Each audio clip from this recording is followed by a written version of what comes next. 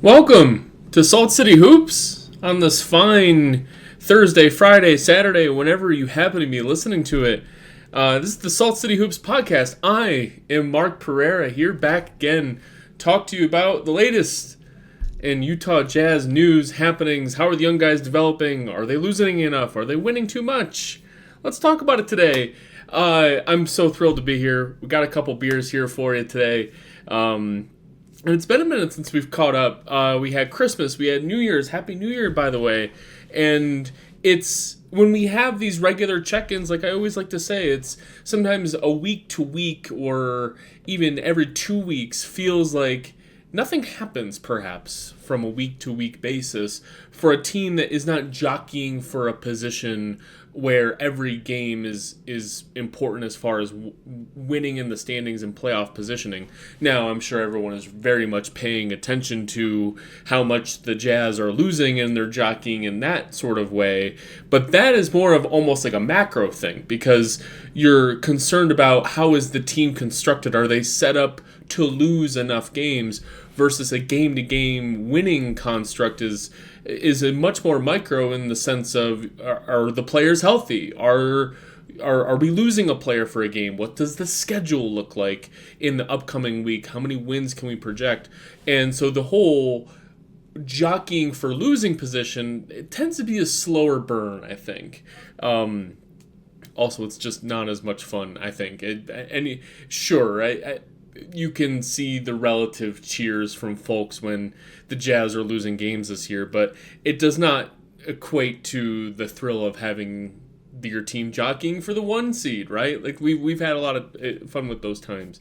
Instead, now that we're getting into mid-January here a little bit, trade season is here, everybody. Trade season is here, and what is number one going to be delightful about having Danny Ainge leading your team is the Jazz are on the phone constantly, and they have the relationship management skills to know every single other GM in the league or their relationships and what have you. So, and I'm confident that they have the skills and the intellect, not just at the Danny Ainge, Justin Zanuck level, but they have the right people on staff to understand how to help other teams navigate their first apron, second apron tax scenarios that have gotten wildly more complicated. I think a lot of people are saying that, the introduction of the first and second apron is going to have a chilling effect on the amount of trades that happen around this deadline. And I think there are some trades that become untenable. I think there are a lot of teams at the second apron level because you can't aggregate salaries. You can't take on more salary than you send out. Those rules make a lot of options untenable on how to improve your team. However, there are ways to get around it. In a way that I think we've seen it from New York this summer as the options they were able to do. Trading in a manner like New York did this past summer is a lot easier to do in the offseason than midseason, to be sure. But I think Utah also is going to participate in a lot of these trades where they have a mild amount of cap flexibility or roster flotsam that they can send out in multi-team 3, 4, 5, 6-team deals. Where Utah can play a role in that and maybe get some assets to sort of make more flexibility happen. Now, one thing that this added complexity does, though, is sometimes it's hard to get a bunch of people in the room to figure out how to get that deal done over the course of just 38 minutes or however long you're able to conjure up this convoluted scenarios. And that's where I think fan ideas can actually be kind of helpful because we'll try to figure out all the nonsense and the cap machinations around that. But sometimes you might not need to just get ahead of it and make a trade in advance of the complicated trade deadline scenarios where you have limited amount of time. And let's not bury the lead too much. That's what the Jazz just did. The Jazz just made a trade with the Phoenix Suns. And in that trade, it's no players, no salaries involved. But the Phoenix Suns are a little bit strapped on how many assets they have. After the Kevin Durant and Bradley Beal trades, the Phoenix Suns did not have any control over any draft pick they have due to trading the picks outright versus or having draft pick swaps owed to either Washington or Brooklyn for Beal and Durant, respectively. Respectfully, sorry. They didn't own their own pick until 2031. And they own that 2031 pick unprotected. Now, that sole 2031 pick unprotected is kind of an unwieldy asset because it's a very, very, very intriguing pick unprotected. And if you protect it, well, you can't trade out too far in the future where if you protect it, well, then you don't have anything to trade after that. So it really is constrained to just 2031. And that is too good of an asset to trade for a role player who might help them get out of this doldrums that they're in. But it's not a good enough pick on its own to trade for a true star or a true needle mover who could play in the starting lineup. So they need more flexibility. Enter the Utah Jazz. The Utah Jazz have a plethora of picks. Many of them are scheduled to be quite bad. Now, there's a lot of optionality with the picks that Utah acquired from Minnesota and Cleveland, right? Donovan Mitchell's extension in Cleveland makes those Cleveland picks a little bit less sexy than they were before. Minnesota's picks, those are still looking pretty decent. But still, we have Cleveland picks going out until 2029. Right? Injuries will happen along the way. Different trades will happen from here until then. They'll make either of those teams better or worse. Utah could become an incredible team within that time, God willing, right? So Utah has picks in 25 and 27 and 29 from all these teams, and Utah approached Phoenix, or Phoenix approached Utah. I like to think that because I'm a Jazz fan and I love this trade for the Jazz, that Utah approached Phoenix and said, look, you're hamstrung on what you can do. You're trying to trade for Jimmy Butler, or you're trying to improve your team. We will give you, and this is the trade, we will give you the worst of the Minnesota, Cleveland, or our draft pick in 2025, which that won't be Utah's. Utah's terrible. We will give you the worst of the 3 draft picks between Utah, Cleveland, and Minnesota. And we will give you the worst of the draft picks that arise between Utah, Minnesota, and Cleveland in 2029. So 3 of the worst picks that we have in 25, 27, 29. 3 bona fide first-round picks. There's no conditions on any of it. Well, the Minnesota pick in 29 is top 5 protected, I believe, but it's still optionality, right? Like, you get the worst of those 3 picks, but there's not a condition where, if it doesn't convey in this year, then it becomes 2 seconds or something like that. These are bona fide first-round picks. They're getting a first-round pick. We will give you the worst of either of these 3, or of either of these 3 picks in every single year in 25, 27, 29. So, guaranteed to be bad picks. It would be pretty rare. Like, let's take a crazy scenario in 27 where, due to injuries, trade luck, whatever, all 3 of those teams are in the lottery. Okay, if all 3 of those teams are in the lottery and they end up 4th, 7th, and 11th, well, the Utah gives up the 11th pick. And that would require a crazy scenario in order to get 3 picks that poor. Utah owns all. And if Utah has the 4th and the 7th pick, well, we're doing pretty well that year from the Gobert and Mitchell trades, right? Hopefully Utah is doing a little bit better than, I suppose. We'll give you these 3 terrible picks, likely to be terrible picks, for your 1 unprotected 2031 pick. This is incredible value, I think, for both teams. I was initially skeptical of this trade for Utah because 2031 is forever from now. And while that 2031 completely unprotected pick from Phoenix, and if they trade for Jimmy Butler, you got Kevin Durant, who's 1,000,000 years old. Jimmy Butler's 1,000,000 years old. Devin Booker isn't 1,000,000 years old, but he's in his late 20s, I believe. I think he's 29, and he hasn't had a very good year. He's 28. Turned 28 in October. So he's in his age 28 season. And he hasn't played very well this year. At least up to his standards. He's been okay, but not up to his standards. None of this current Phoenix team is going to be worth a shit in 2031. Nobody on this team is going to be there in 2031. Maybe Grayson Allen will end up some sort of elder statesman. I have really enjoyed watching Oso Ighodaro. Ryan Dunn's been a very good rookie for them. But who knows what they're going to be in 2031. But there are 2 counterweights to why that 2031 pick won't be good. One of them is the trade itself.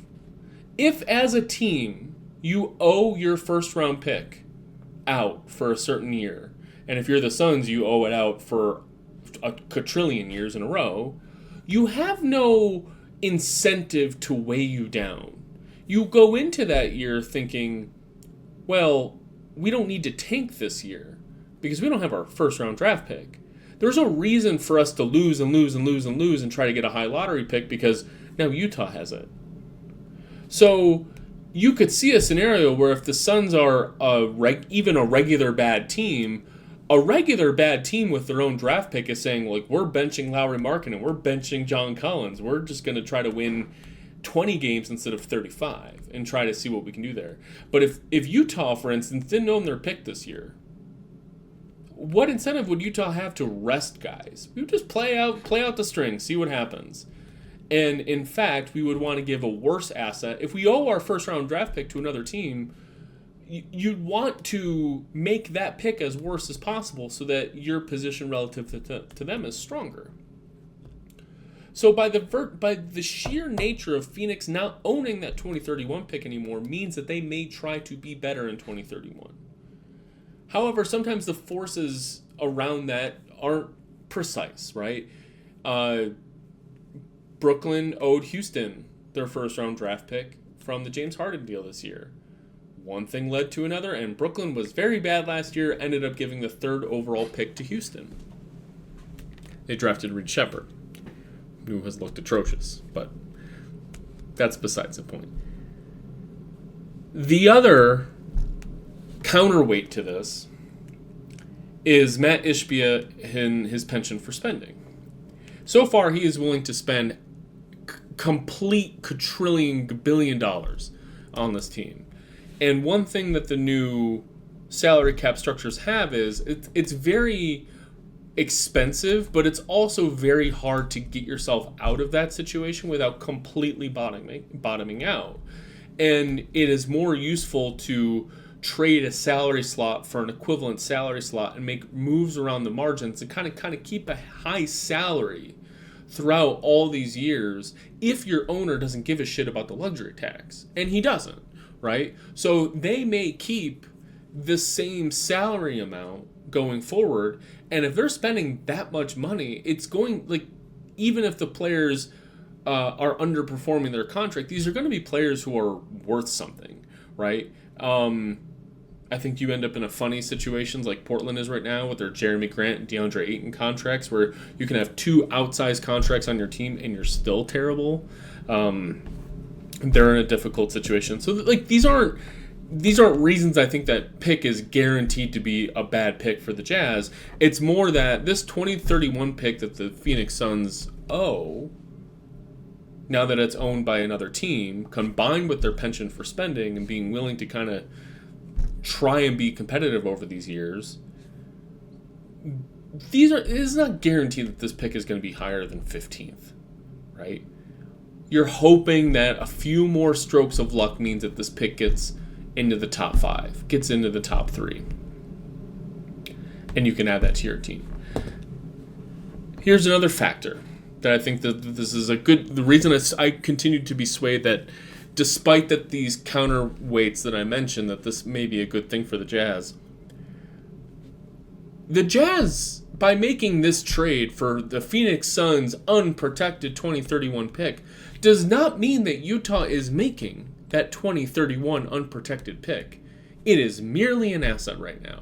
And if you were watching the most recent Jazz game where Justin Zanuck was on the broadcast, and as always, like I said last time, if you're watching Jazz games along with me and you're a sicko like me and watching all these losing basketball games, then I love you. And if you're not, I don't care. This is not a team that you necessarily should be dedicating your life to day after day. This is why you're listening to me. You're listening to me and providing updates about what you should think or riffing off my opinions. Which, by the way, always hit me up on Blue Sky Man and say, Mark, here's what I thought about your latest thoughts. Anytime you want to reach out to me and comment on things. I love interacting and talking about this team way too much than is good for my own health. Lost my train of thought for a second, but when I think about the counterweights And why I got swayed that this is actually a good trade is with respect to the Jazz actually making that pick. And hearing Justin Zanuck on the broadcast, he said this is the best asset in the league right now. I think he's being a little exaggerative in trying to promote how great of a deal that he and Danny Ainge pulled off. But the idea of the 2031 unprotected pick, that's more of a, we have an amazing asset once we want to make another big splash down the road, right? So this isn't something that the Jazz have to wait until 2031 to draft another great player. The Jazz could go through an entire roller coaster between now and then, right? Where the Jazz could cash in some of these other Cleveland, Minnesota, Utah picks, improve the team now, become a 50-win team for a couple years, and then sell it all back down again and need a high lottery pick. Oh, there's a 2031 pick waiting for us, right?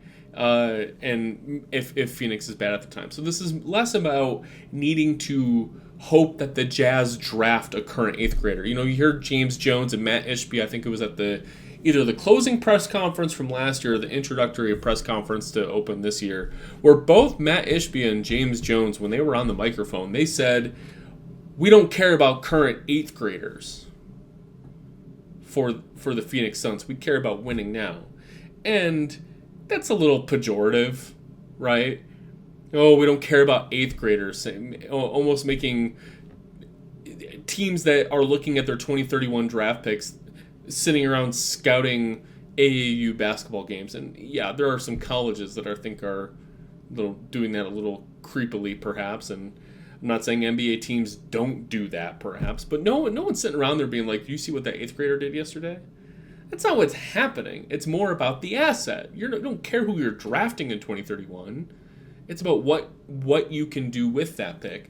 And that just becomes another premium asset to make a trade actually worth picking up the phone for if you're trying to trade Giannis Antetokounmpo, right? If another star becomes open and willing to pick up the phone, Utah can't necessarily be like, look, Cleveland is great, Minnesota's pretty good. We'll trade you everything we got from the Gobert trade for your star player. They're going to look at us and say, I don't know, Minnesota's pretty good. Cleveland's pretty good. Your picks are okay. No. Utah wants to keep our picks, right? And this becomes another bet that another team can possibly make if Utah ends up being in more of a win-now situation. There's a lot of words to say that Utah doesn't have to make that draft pick. You don't have to wait until 2031 for this to happen. This just becomes a cool thing to have. And so you don't necessarily need to convince, I don't need to convince you, or nobody needs to convince me that 2031 pick is going to be some top 5, top 3 amazing pick. That's not the point. The point is you need another team to start getting excited about that pick and improve value on it. So really interesting stuff. It's very similar to what Oklahoma City did in some of their consolidation trades. The difference between Utah and Oklahoma City is that I'm not sure any of Utah's young players are worth a shit. Whereas Oklahoma City was looking at a situation where they nailed Jalen Williams, the good Jalen Williams. They nailed Chet Holmgren.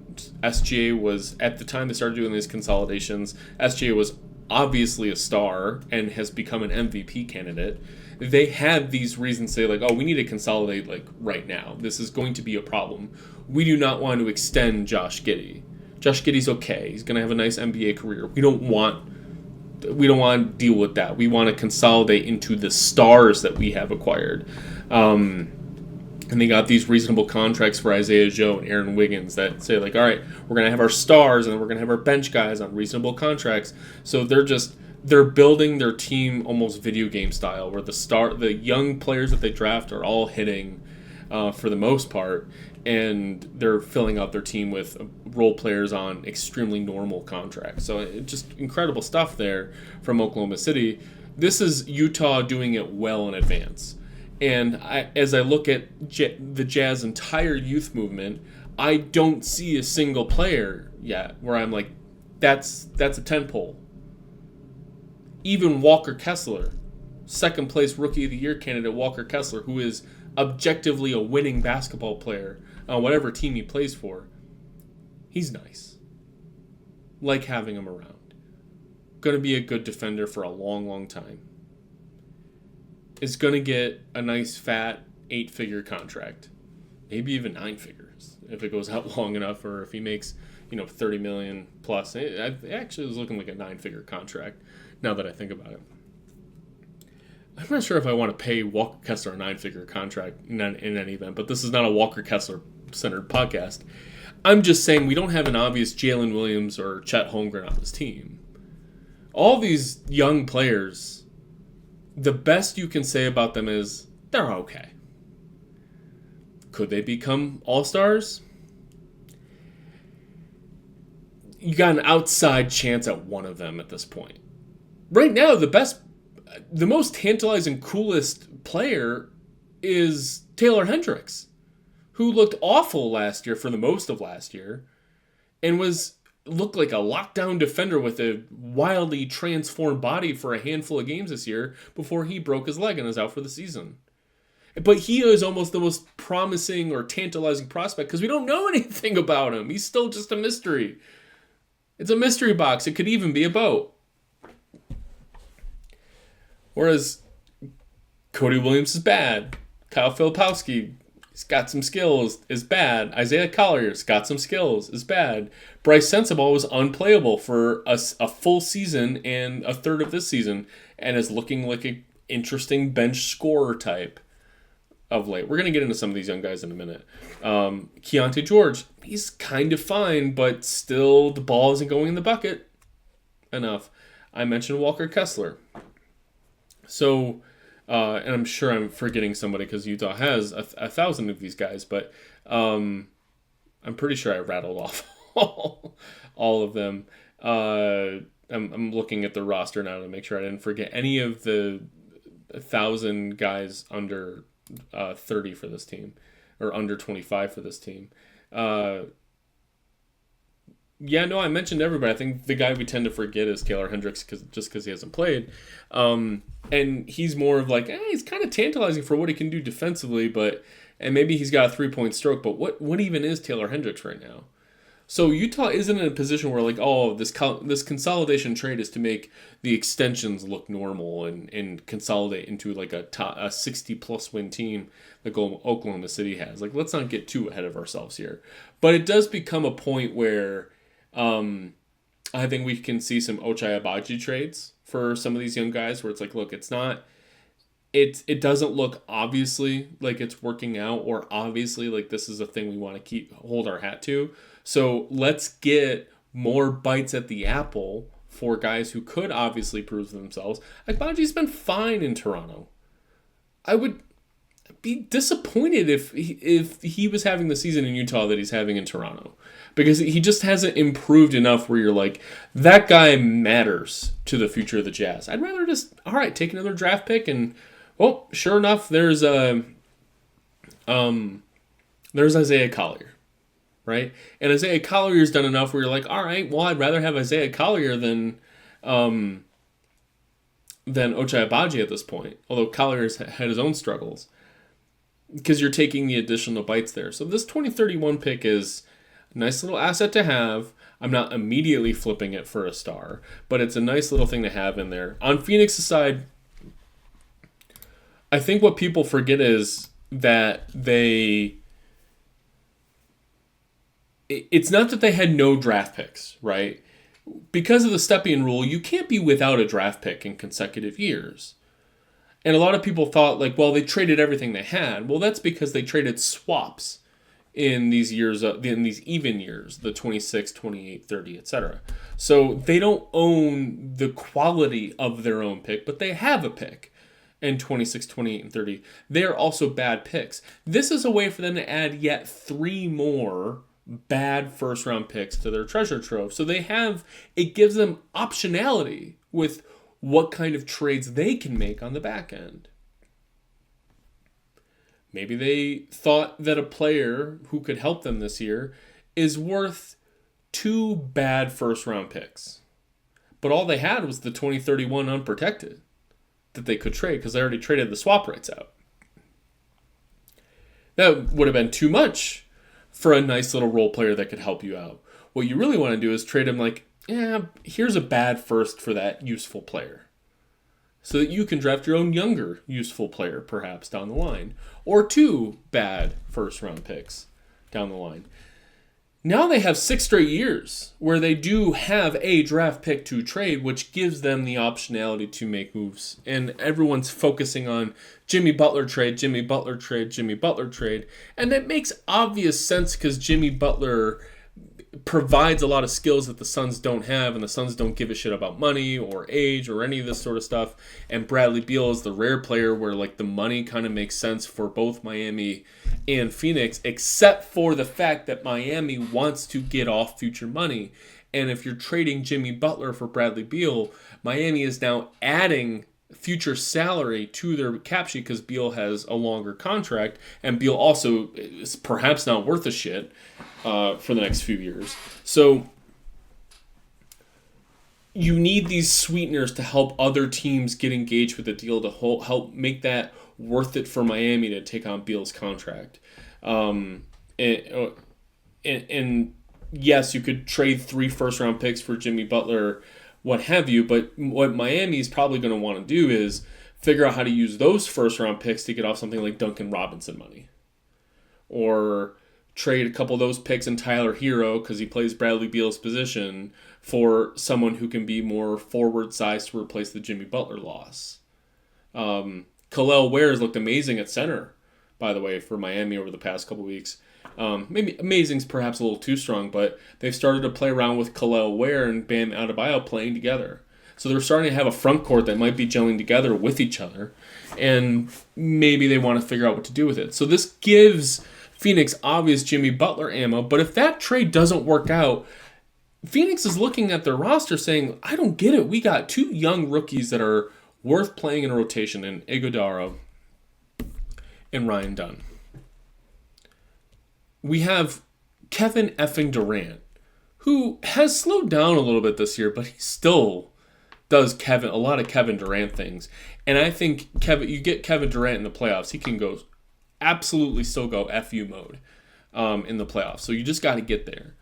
Devin Booker hasn't looked great this year, but I really think Devin Booker suddenly lost it. I would not bet against him. He's improved every year in the league. And as someone who thought it was unfathomable that you would take Devin Booker over Donovan Mitchell, for a couple years it looked like you would take Booker. And now Donovan Mitchell is almost a fringe first-team All-NBA guy right now. Both he and Garland are looking great in Cleveland this year. I'm happy for him. You're looking at Phoenix and you're thinking this team ought to be way, way better. Do we need Jimmy Butler, or do we need to start filling out with guys who are better than Royce O'Neal and the crap we're throwing around, right? They were able to trade Josh Okogie for Nick Richards. And Nick Richards is extremely replacement level, but Okogie was not playable in the playoffs. He's playable on a kind of like a day-to-day basis as a guy who brings energy, but Okogie's been bad for a long time, guys. And so they added like a little bit of a rotation edge to it. And if they can get some sort of starter-level player with a couple first-round picks, that's something that you can pursue instead of taking on $50 million more for Jimmy Butler. Trade a couple first-round picks to give yourself some cap flexibility where you look at Kevin Durant, you look at Devin Booker, and you say, guys, I don't know why it's not working this year. We just got Coach Budenholzer. We think this is going to be a thing that works, but we're going to use a first-round pick to help try to get off Bradley Beal money. And Bradley Beal has his no trade clause. He's going to veto everything, but it seems like they're doing their best to make sure that he hates it there by benching him, and the team also isn't any good, so we'll see. But Bradley Beal did move his entire family to Phoenix, apparently. So I'm less focused on the Jimmy Butler aspect of this for Phoenix, and I think when we get closer to the trade season, I'd love to play around with some 1 first-round draft pick trades for Phoenix. And what teams are looking around saying, you know what? The worst of Phoenix, or the worst of Utah, Cleveland, and Minnesota in 2029. I don't believe Minnesota's going to be worth anything in 2029. That pick's top 5 protected, but Utah might not be any good either. And Cleveland's a big mystery. maybe Cleveland's not any good in 2029, as long as with both of those, and that could be a great pick. We'll trade you a starter level player for that one first round pick. Just an idea, and I'm curious what players might fit the mold there. So interesting, I think, from Phoenix's perspective. So, a lot of talk about draft picks. Draft picks. Basketball actually gets played sometimes, believe it or not. Last time we spoke, the Jazz are losing a lot of basketball games. However, the last time we spoke, the Jazz immediately won 2 games against Detroit and Brooklyn. At Detroit, at Brooklyn. And boy, if Jazz fans didn't feel like the sky was falling down because they won a couple basketball games against one decent team and one completely garbage team. It completely overreacted because Utah lost the next 5 games. And right after the new year, Jazz play at Miami, going through in the middle of their Jimmy Butler throws and woes, and they blow the doors off them by 40 on the road. Incredible stuff. And then a back-to-back, they're in Orlando. They go from Miami up to Orlando, but it's a short little. I don't even know if you take a plane from Miami to Orlando. You might take a nice bus. Yeah, you probably take the plane. These private planes are spacious, and you get your own private tarmacs and everything. I'm sure taking a bus to Orlando isn't fun for anybody. And they beat Orlando, but Orlando was playing without Banchero, Wagner. Like they had their own, I think, Suggs in that game. And they blow the doors off Orlando. And the sky was falling down again. The Jazz are winning too many games. And the discourse about the team after that Orlando win, the team was 9-25. 9-25. Like 9-25 is like a 23 win pace, if I'm counting that right. 20 win pace, perhaps. I'm doing math in my head poorly. Yeah, it's like a 22 win pace, I think. Someone's going to check my math after this and say, Mark, your mental math is terrible. Winning 22 games in a given year is firmly top 5 guaranteed lottery position. But because you looked at the standings and New Orleans is having a surprise miserable year, Toronto's having a surprise miserable year, Brooklyn has more wins than the Jazz, and they're sinking fast because they just traded Schroeder and they just traded Finney Smith, and they're really doing their best to be as butt as possible. And they're going to sink down fast. The current Tankathon standings, when people were looking at it after the Orlando win, they saw Utah 7th. 7th. Washington is a surefire bet to be the number 1 lottery odds this year. Charlotte was terrible. So you had all of these teams ahead of Utah in the lottery standings when the Jazz were 9-25. The Jazz have been so bad, yet by like a game and a half weren't bad enough, and they took advantage of a Miami team that didn't have any or struggled with their personal issues. And as I open up the box score to that game, I almost feel like they had a full complement of players that they had. Yeah, Bam and Tyler Hero both played in that game. They just didn't have the other guys. Jaquez is a minus 28, and he played 34 minutes. So, they had a bad game, right? With Jimmy Butler being suspended. And the guys you're relying on to step up just simply didn't.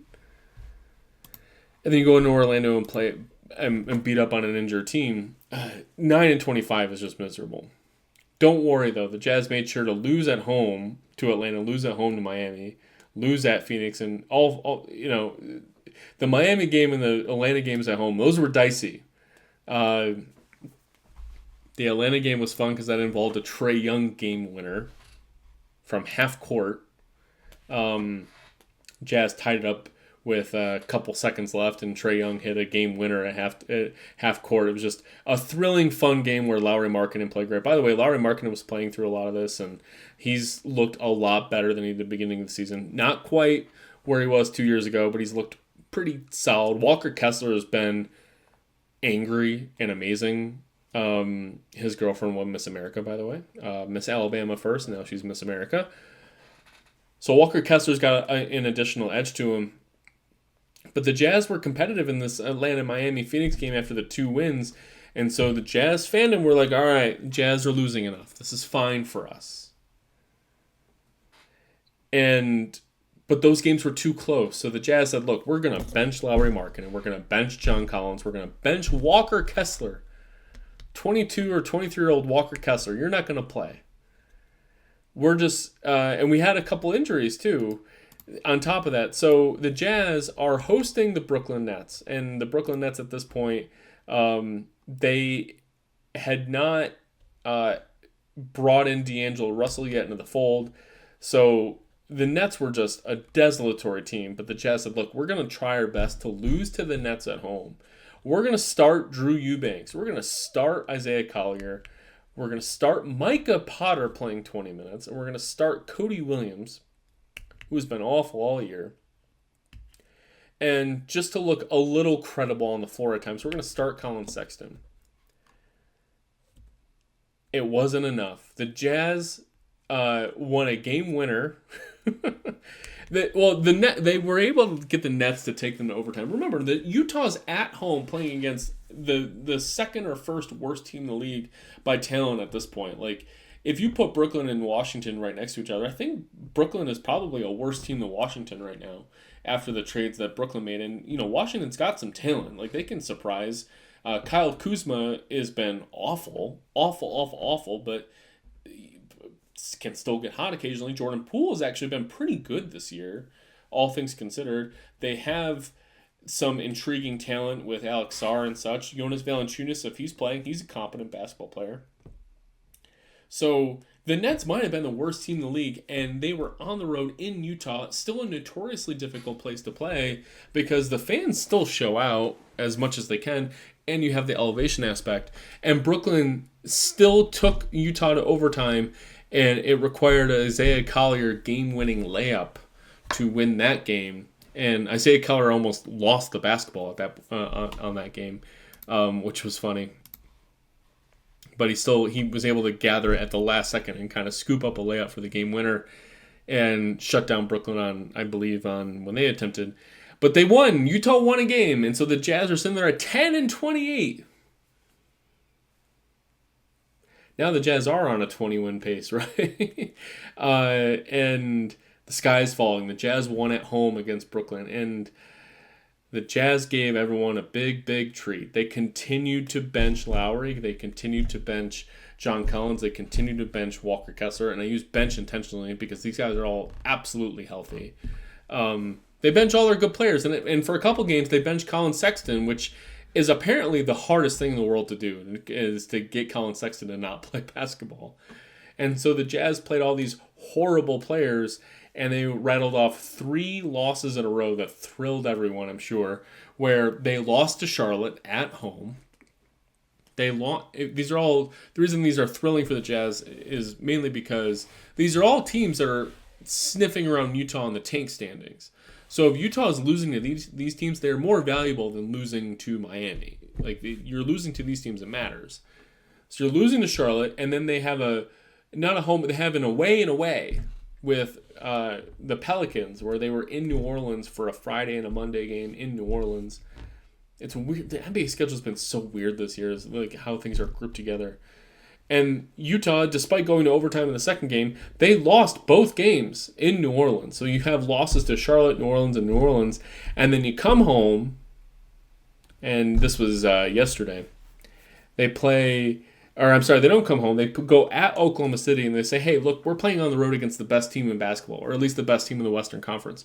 We're going to play everybody. John Collins, you're back. Walker Kessler, you're back. Lauri Markkanen, how you feeling? And the Jazz were actually pretty competitive in that game. It was a tie game with 5 minutes to play. And so the Jazz are now 10-32, second or third place in the tank standings. And you got Toronto getting healthy. They're not going to try to make the playoffs, but Toronto's, in this weird space where, like, if you're getting guys healthy, you kind of want to see how Scotty Barnes is gelling with the players that you want to see are part of your future. Emmanuel Quickley might come back pretty soon too. You're going to want to experiment to see, like, hey, what is this team? What should we be building around, right? how useful is Grady Dick? Like, they're going to try to figure out some things by playing their best players. New Orleans is getting guys back. They're playing Zion Williamson occasionally, as he's back from injuries and suspensions, apparently. Charlotte has a complement of decent players. So it's more that I'm optimistic that Utah doesn't really have a path to winning a lot more basketball games because they're clearly willing to bench guys like Lauri Markkanen and John Collins right now, and to a lesser extent Colin Sexton and Walker Kessler.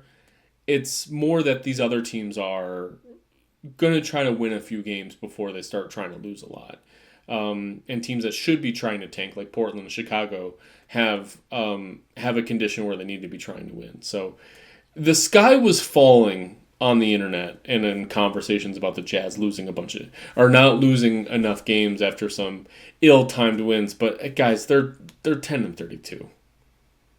It's as good as you can ask for. They're going to win 20 games. They're on pace to lose less than 20 right now. By the way, Minnesota is 23-21, and they're hovering around being in the lottery. Because the worst of the NBA is so bad right now, you have a lot of 500 level basketball teams that are going to be in the lottery. You have Miami right now at 21-22, San Antonio at 20-22.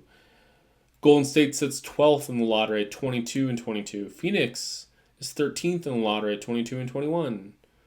Sacramento is tied with Minnesota at being 23-21 for the last spot in the lottery. So this could all turn up Utah if Minnesota has the bottom fall out. They have not been very good this year. So, talk about some takings, talk about the recent times, talk about the trades. Well, I'll talk a little bit about the young guys, give you a little check-in, and then we'll wrap it up. Send you on your way. So, Keontae George was injured for a little bit. I'm going to do a little run-through of Keontae George, Isaiah Collier, Bryce Sensabaugh, Cody Williams, Kyle Filipowski.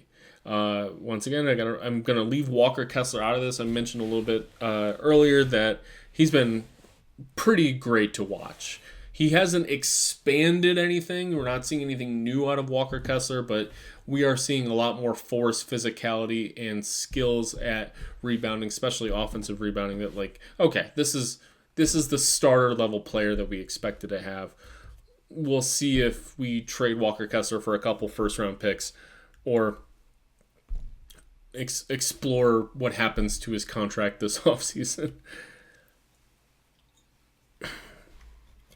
But Keontae George, he was injured for a little bit, but he has played 9 games instead of, I think the full complement was 16 games over the past month. But Keontae George was not playing due to an injury, and when he has played, I've liked his verve out there. I think he's been a little bit better than at this point he was last year. But the ball is not going in the bucket, friends. The ball is not going in the bucket. Over the past 9 games, over the past month, he's still only shooting 38% from 2. The layups ain't going in. And he's shooting a lot of mid-range jumpers that just do not go in. His mid-range jumpers, guys, do not go in. Yeah, he shoots 32% from the mid-range. And, of course, whenever he has to take a long 2, that ball just does not go in. Good corner 3 shooter, but he's not usually taking the corner 3s. With him having the ball and taking some off the dribble threes, and he does take some difficult shot attempts. I'm not going to discount that. They're usually at the top of the arc. They're not usually at the corners. And he's shooting 38% from 3. That's pretty good. That's not good enough for a player of his archetype. Player of his archetype, if you're going to be shooting those kinds of threes, then you just need to be a little bit better for that to be actually threatening. Otherwise, you're kind of letting him chuck up a bunch of these shots that are not going in, especially because you know that he cannot finish at the rim. He's shooting 57% at the rim right now, and he's not even taking many shots at the rim. He's not even getting to the rim very often. His shot chart is just all threes and mid-range, and when he's getting to the rim, he's only shooting 57%, so it's just not very useful. It's not a useful shot, or a useful scorer right now. He's not drawing fouls, and when he is, he's only shooting 77% from the stripe. And this is over the past 10 games or so that he's played.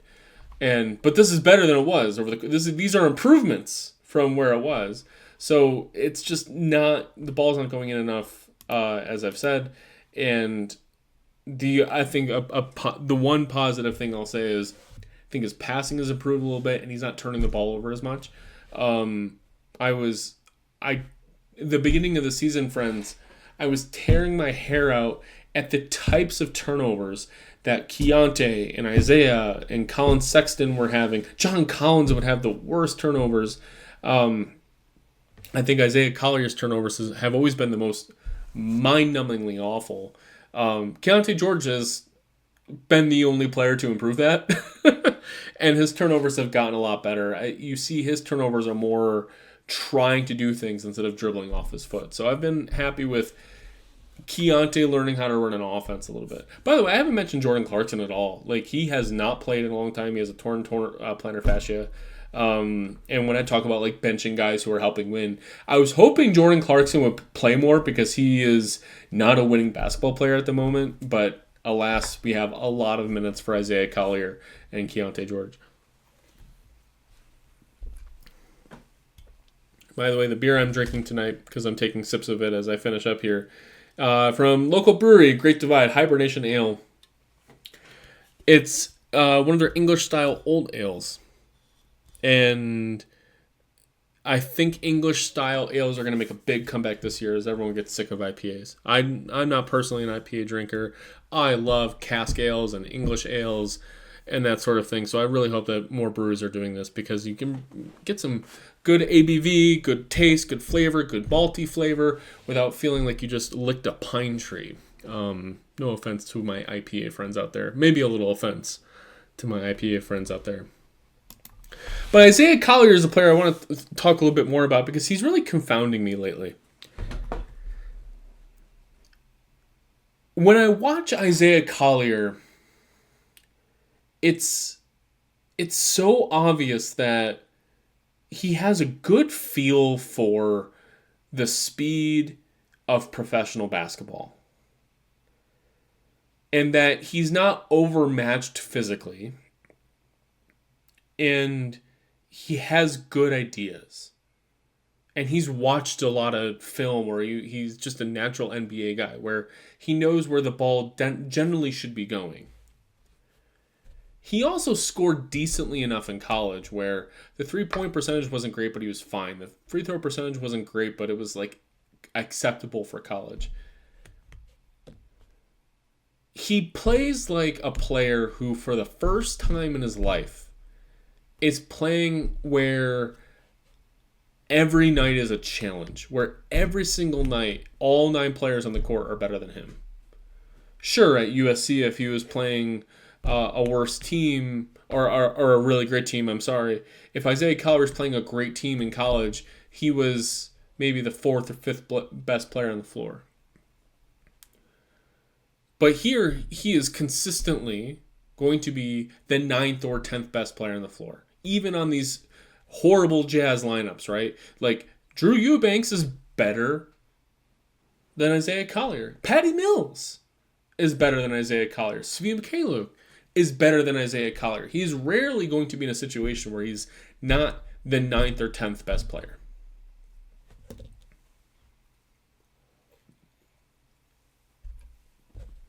And I think this is a challenge for him because he's trying so many things and his brain is thinking so fast that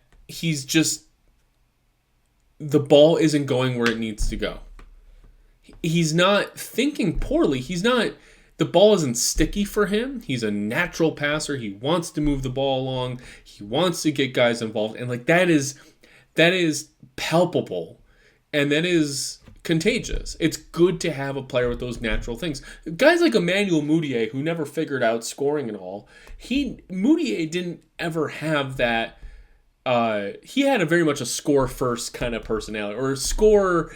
At least for Mudiay, scoring and passing was at least equal. Collier's a natural passer, and by the way, I should mention that just on raw numbers, if you're looking at his box scores, this last game, we had some players return, so he only played 23 minutes. But in those losses to Charlotte and New Orleans again, these are losses, so keep that in mind. He's playing, 33 plus minutes a night. He had 10 assists, 11 assists, and 11 assists. So he's had double-digit assists in 3 games in a row. Now, those came with, 5 turnovers, 2 turnovers, and 4 turnovers.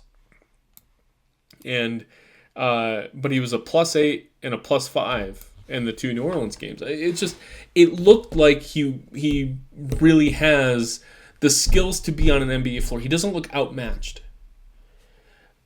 It's almost like he's figuring out things on the fly, and so he's dribbling off his foot all the time. He's committing 8-second violations in the backcourt. He does really preposterously dumb things that either they are so dumb that there's no way he can't improve them next year, where it's like, hey, all right, now I've figured it out. I've gotten better. Or he can't be on the floor. Or he won't figure it out, and it's just like, oh, here's the Isaiah Collier experience.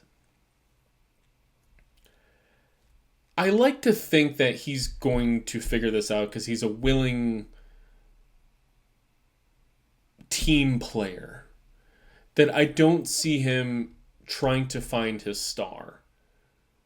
I was joking with a friend earlier that I didn't watch enough Pistons basketball, especially when Cade Cunningham was injured and wasn't playing, to really remember why Killian Hayes sucked so much.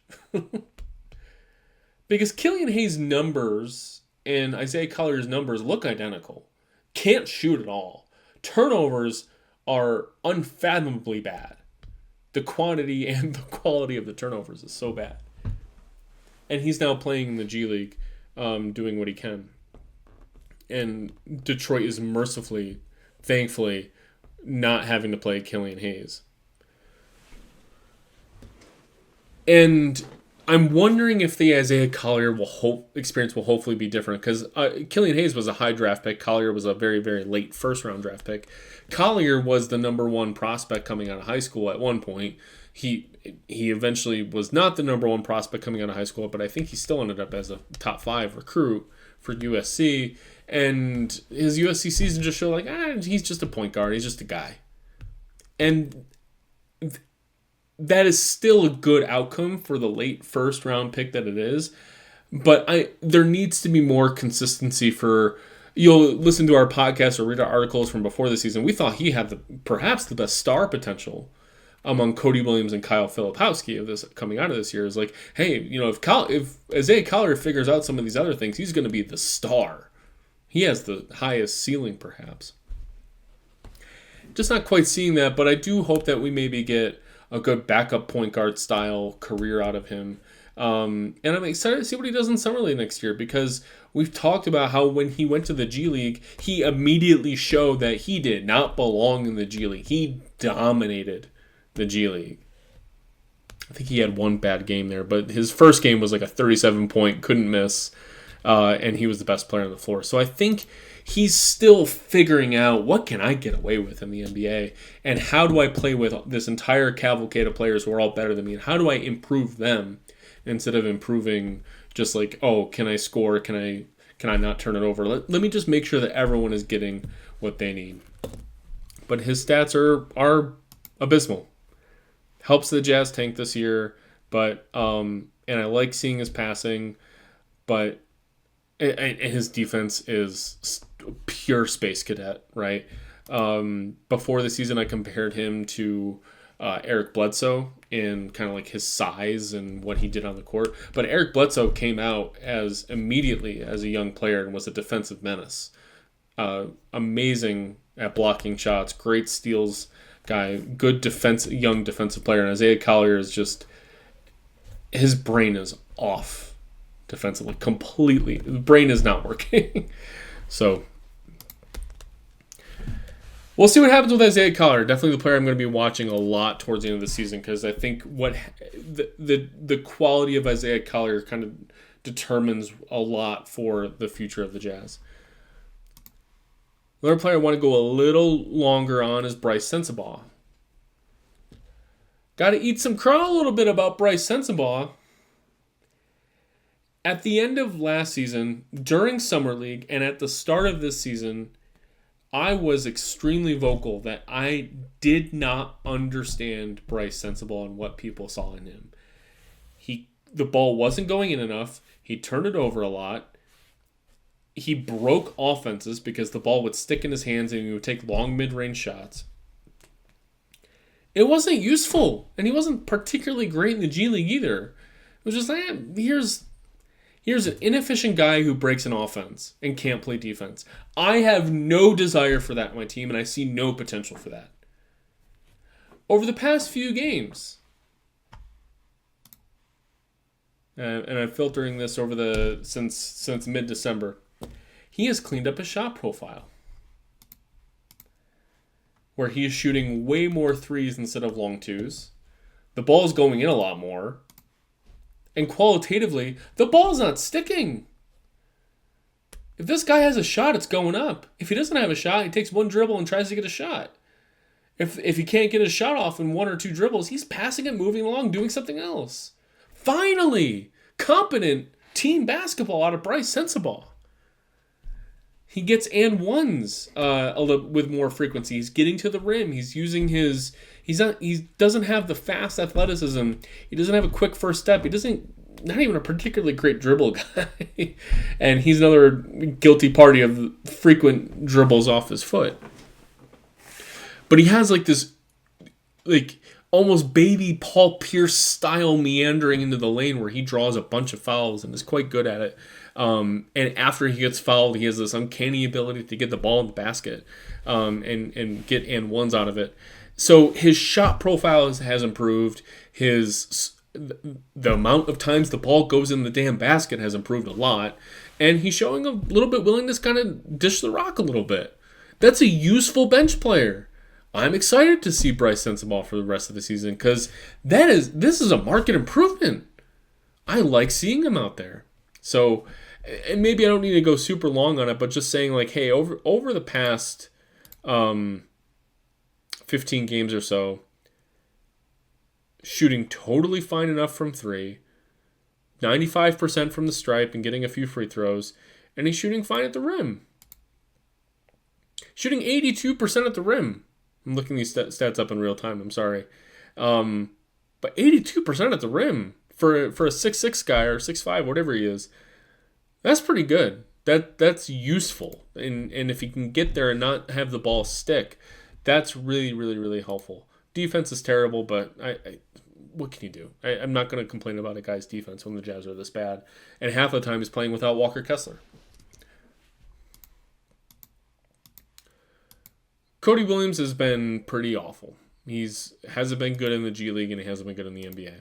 I believe he tweaked his ankle, I think it was, in the last game, so he wasn't able to play against his brother Jalen Williams in Oklahoma City. Nothing has improved since the last time we spoke. Doesn't do anything when he's out there, and when he does shoot, it doesn't go in. He is completely guessing out there defensively. His one positive skill, which is pure eye test, and the stats do not back this up, is I like seeing him guard primary ball handlers for opponents. He's being asked as a 6'7" rookie to go out there and guard Trae Young, right? Go out there and guard any old point guard.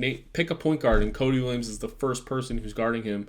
He's been doing that since game one. We started him and said, hey, you're going to guard the opponent team's starting ball handler. Go for it. Now, occasionally, and actually more often than not, he gets beat pretty badly.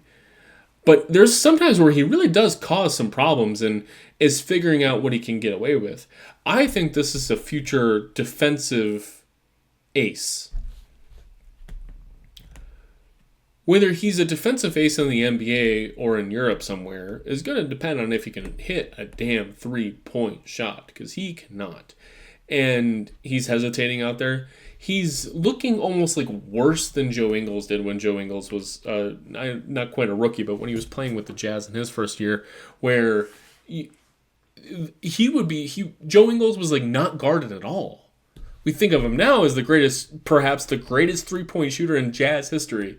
And there was a time where nobody was guarding Joe Ingles, and he would stand there wide open and just not shoot. And Cody Williams is doing some of that now. And it's like, maybe you don't have the verve and the confidence or whatever to take some dribbles and go, or if there's not a closeout and you're wide open, you don't feel comfortable, that you're immediately just moving the ball and just trying to do different things.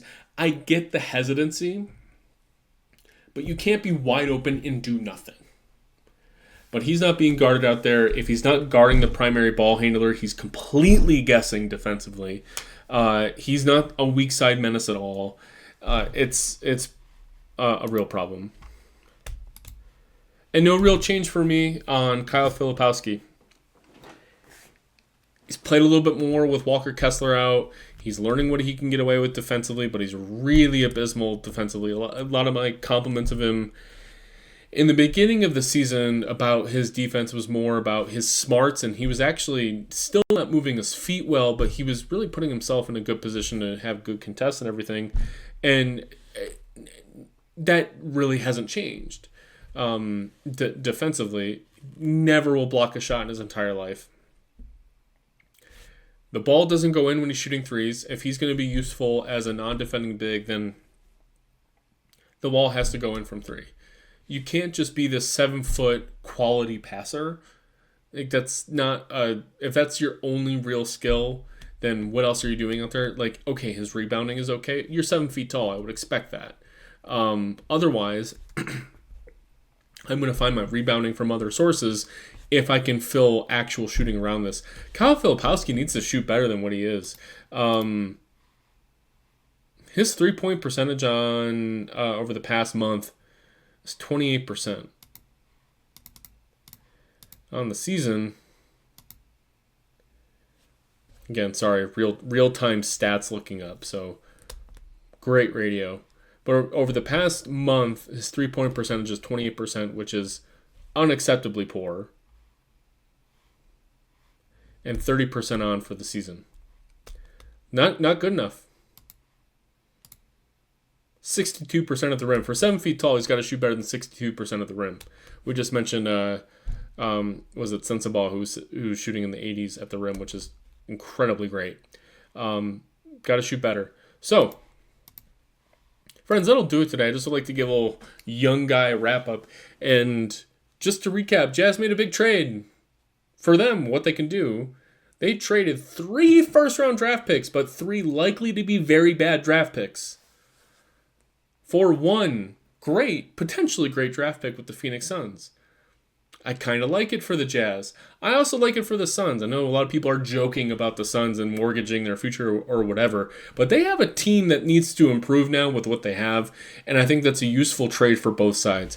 Utah doesn't necessarily have to make that 2031 draft pick. They can use that in a different trade to improve the team in next year, in a couple years. We don't have to wait for 2031 for the Jazz to perhaps make that trade decent. Jazz have been on a nice losing swoon lately, and we should not overreact to the occasional win at home against the Brooklyn Nets. But the Jazz are clearly shown their willingness to bench Lauri Markkanen, John Collins, Walker Kessler, when the timing is right, and not trying to piss those guys off too much. And gave a quick rundown of our young guys and how they've improved, not improved. Pretty much, I think, no improvement across the board for pretty much everybody. Although I do like, for the first time, I like what I'm seeing out of Bryce Sensabaugh.